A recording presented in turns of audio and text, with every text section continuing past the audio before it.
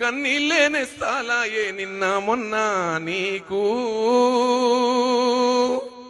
కన్నీళ్ళేనేస్తాలాయే నిన్న మొన్న నీకు. నీ కన్నోళ్ళే గర్వించేలా జయాలు చేరాలి నీ ముందుకు. కన్నీళ్ళేనేస్తాలాయే నిన్న మొన్న నీకు, కన్నోళ్ళే గర్వించేలా జయాలు చేరాలి నీ ముందుకు. ఏ మర్మం ఎరుగక పట్టిలో, ఏ మర్మం ఎరుగక మట్టిలో పూసిన పువ్వులు మీరు, ఏ మర్మం ఎరుగక మట్టిలో పూసిన పువ్వు నీవు. మరణం ఎదురై వస్తున్నా, మరణం ఎదురై వస్తున్నా మరువకు ఏనాడు నీ లక్ష్యము.